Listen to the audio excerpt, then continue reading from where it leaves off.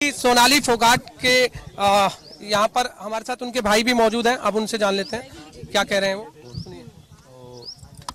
ये देखा हमने जाके मोचरी हाउस में। और क्या हॉस्पिटल में थी या फिर जहाँ पर जिस रिजॉर्ट में वो रुके हुए थे वहाँ पर थे? नहीं, हॉस्पिटल में थे जी, गोवा मेडिकल कॉलेज में। जी, गोवा पुलिस में बार बार आप ये कह रहे थे कि वो जो है आपका सपोर्ट नहीं कर रहे, साथ नहीं दे पा रहे, किस वजह से, कारण क्या रहा?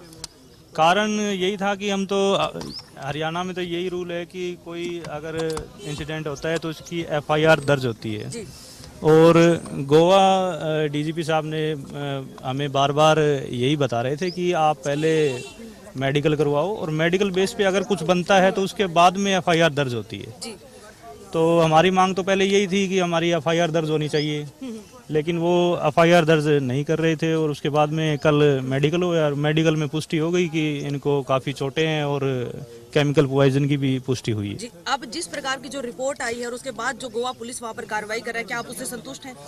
अभी तक की कार्रवाई से हम संतुष्ट हैं जी। सीबीआई जांच की मांग कर रहे हैं? सीबीआई जांच की ऐसा है जी, आज अंतिम संस्कार होना है जी सोनाली जी का और इसके बाद में परिवार के जितने सदस्य हैं आपस में बैठ के बातचीत करके वो आगे डिसाइड करेंगे। सर, फार्म हाउस पर कितनी देर के लिए जो है सोनाली फोगाट जी की बॉडी को रखा जाएगा? करीबन आधे घंटे जी। सिर्फ आधे घंटे के लिए? यानी जो भी अंतिम दर्शन के लिए आए तो उनको कहाँ पहुँचना होगा सर? डंडूर उनके फार्म हाउस पे। रिंकू जी, जिस तरह से अभी तक की इन्वेस्टिगेशन चली, ये पूरा विवाद किस एंगल से लगता है? कह रहे हैं कि प्रॉपर्टी का विवाद है या और कुछ भी इसमें है? प्रॉपर्टी का भी है और फरवरी 2021 में संत नगर हिसार में सोनाली जी के घर पे एक चोरी हुई थी 35-40 लाख रुपए के करीब और उस चोरी का भी मुद्दा है और प्रॉपर्टी का भी है और बाकी पुलिस इन्वेस्टिगेशन करेगी ताकि क्या पता उसमें कुछ और भी निकला है। तो सुधीर सांगवान का रवैया कैसा रहता था? मसलन क्या पारिवारिक सदस्यों को मिलने देता था? नहीं, उनका रवैया काफ़ी ठीक तो नहीं था।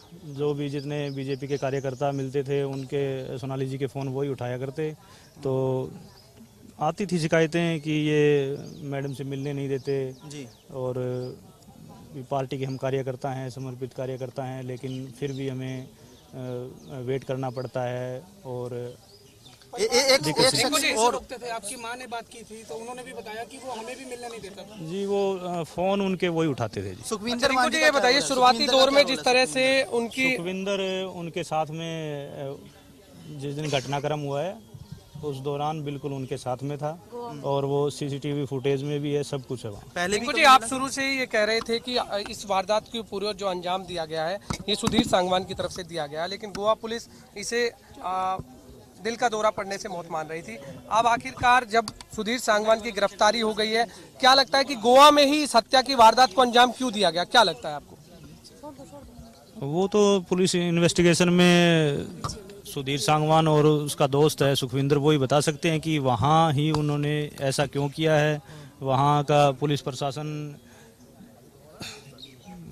हो सकता है जिस तरह हरियाणा और पंजाब में ज़्यादा एक्टिव है, वहाँ हमें इतना पुलिस प्रशासन एक्टिव नहीं लगा शुरुआत में। और वहाँ गोवा में थोड़ा ड्रग्स नशे का ये सिस्टम है तो उसको लेकर उन्होंने गुमराह करने की कोशिश की थी शुरुआत में, लेकिन मेडिकल रिपोर्ट में पुष्टि हो गई है और मेडिकल रिपोर्ट के हिसाब से ही हम तो पहले ही एफआईआर में उनका बाय नेम दे रखा था और मेडिकल रिपोर्ट में पुष्टि हो गई, उसके हिसाब से तो हम पहले भी सही थे और अब भी सही है। कुछ कौन और अन्य नाम हो सकते हैं? आपको क्या लगता है कि कुछ और नाम सुधीर सांगवान और सुखविंदर के अलावा भी हो सकता है? वो इन्वेस्टिगेशन में पता चलेगा जी। ड्राइवर, कुक और पर्सनल असिस्टेंट सुधीर सांगवान ही थे। अच्छा, कुछ और रिंकू जी, फार्म हाउस से कोई सामान भी लेकर गए हैं ऐसा सुधीर सांगवान के कोई बंदे, ऐसा पता लगा? एक फोन था जी सोनाली जी का, लैपटॉप और डीवीआर गोवा में सुधीर सांगवान था और उसने वहाँ बैठे बैठे अपने बंदे को भेज के और वहाँ से गायब करवाया है। उसकी रिपोर्ट अब डेटा तो उसके अंदर होगा जी, वो तो पुलिस रिकवरी करेगी, उसके बाद में पता चलेगा क्या है उसमें। कब से सोनाली फोगाट कह रही थी कि कुछ जानकारी देनी है इस सुधीर सांगवान के बारे में, क्योंकि जब हमने जो वार्तालाप हुई है माँ की और बहन की तो उन्होंने बताया कि कुछ आकर के हिसार बताना है। सारा खुलासा लास्ट नाइट को ही हुआ था जी। अगर पहले ये बातें होती तो ये घटनाक्रम होता ही नहीं। सर, जिस तरह से एप्लीकेशन में आपने जो जो चीजें डाली हैं उन चीजों को लेकर आप लोगों ने कभी पहले सवाल क्यों नहीं उठाया? इसकी जानकारी हमें पहले थी नहीं जी। और प्रॉपर्टी को लेकर के क्या आप लोगों को अंदेशा है कि सोनाली फोगाट जी की प्रॉपर्टी को उन्होंने धोखे से अपने नाम भी करवा लिया होगा? प्रॉपर्टी का उस दिन हम गोवा 8 बजे पहुंचे जी। जी। तो वहाँ police station Anjuna police station है, वहाँ पहुँचे तो पुलिस इंस्पेक्टर के सामने हमने बोला कि हमें सारी बातें पता चलने के बाद कि आप सुधीर सांगवान को बोला कि हिसार संत नगर घर की चाबी और गाड़ी की चाबी और जो गुड़गांव फ्लैट है उसकी चाबी हमें दी। तो बोला कि गुड़गांव का फ्लैट तो मेरे नाम है, मेरा है जी। अच्छा, ये बात सुधीर सांगवान ने बोली की बात आपसे कब बताई थी? ये लास्ट नाइट को जी। लास्ट नाइट जी। रिंकू जी, हमने सोनाली फोगाट का इंटरव्यू लिया था कुछ दिन पहले गुरुग्राम ग्रीन्स के सेक्टर 102 के अपार्टमेंट में।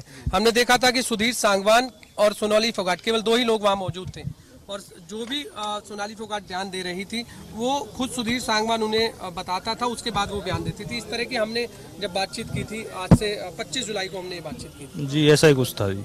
ऐसा ही था जी। सब कुछ उन्हीं के इशारे पर होता था। बिल्कुल।